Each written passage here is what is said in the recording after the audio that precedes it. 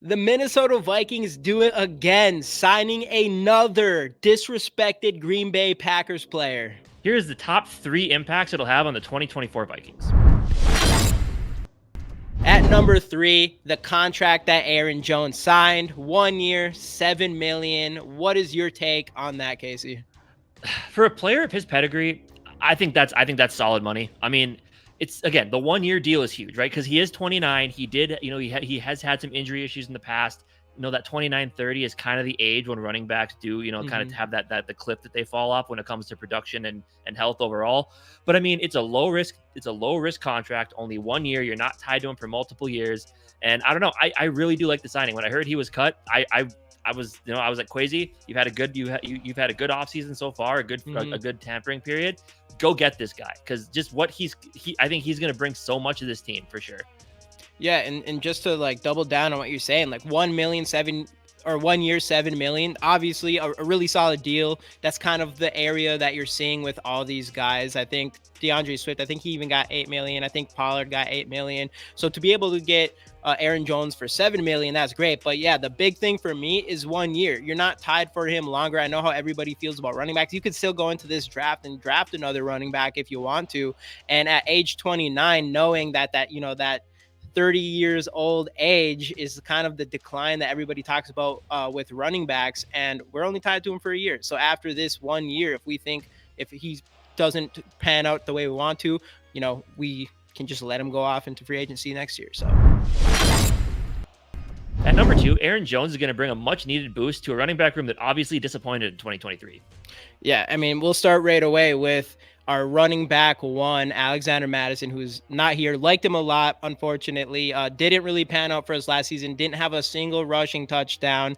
And it took our coaching staff to realize to get Ty Chandler in there, which we saw a lot of good things from Ty Chandler. And I do think we're still going to see a lot of him moving forward here. But everybody kind of felt like we don't know what we have in Ty Chandler. So we still need another body in there that's better. And you go and grab a guy like Aaron Jones, who has been good for a while.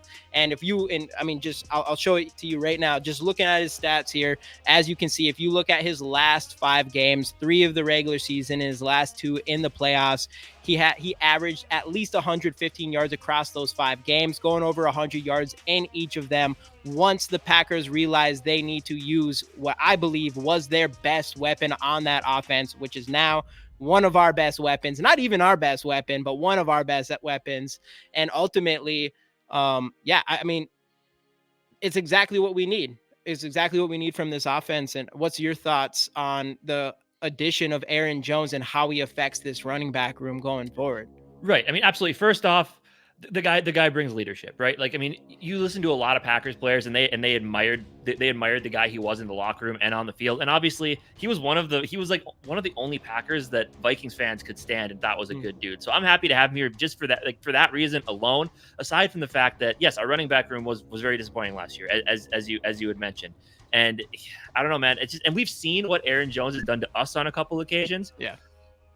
When I first heard that this was going to be a possibility and heard that a signing was likely, I was pumped, man. I think he's going to bring, as I said, a boost to this running back room that we desperately need. And as long as he can stay healthy, which is a major concern, watch out, man. He's going to bring an element to this Kevin O'Connell offense. I'm excited to see how he's going to work him into this one. Yeah.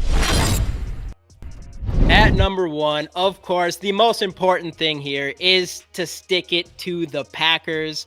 Again, another disrespected player coming from Green Bay. Us swooping in like we always did, like we've seen in the past with guys like Brett Favre, Zadarius Smith, Greg Jennings, Ryan Longwell. The list goes on and on and on of these disgruntled players that we go and grab, and they end up coming and playing very solid for us, but especially against the Green Bay Packers. And we've done it once again. What is your thoughts, and why is that the most exciting thing about the signing? Right. I mean, it might be petty, but I don't care. No, it's fine. It's fine. Because, like, honestly, if you looked at the Twitterverse after this signing was announced, there was a lot of unhappy Packers fans. I mean, obviously because they're losing a great player and locker room guy in Aaron Jones.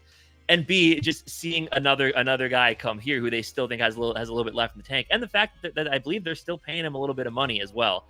So it is always fun to watch Packers fans lose it over us getting another one of their players. And I think Aaron Jones, I think when it gets to those games against the Packers, I think he's going to be out for some revenge, and I think he's going to play really, really well. I can't wait to see how Kevin O'Connell incorporates him into this offense.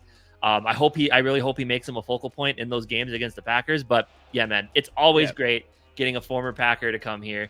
And it's like, honestly, as soon as he was cut and it started, like, it moved pretty quickly.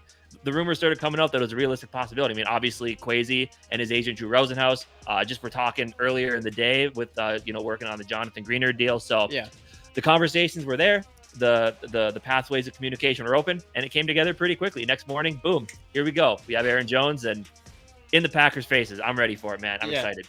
And you mentioned bad blood, and that's the funny thing here. That's what's funny, because this is the scenario. 12 million he was owed in the next 2 years, I think. And no, he was owed 12 million this year, and they wanted to split it in half, which would be 6 million a year, which he already took a deal the year prior. So he's like, no, I don't want to do that. I think I can go out in free agency and get something better. We gave him 1 more million, but the worst part is they waited to do that and to release him after they went out and got Josh Jacobs, after a lot of these running backs went to other teams, and then now he's sitting there with only a few options on his table, and he has to take a deal like 7 million, whether if he wanted more or not. And man, there's got to be some real bad blood there. The Packers find a way to really screw it up every single time, and to our benefit. So it works out perfectly for us.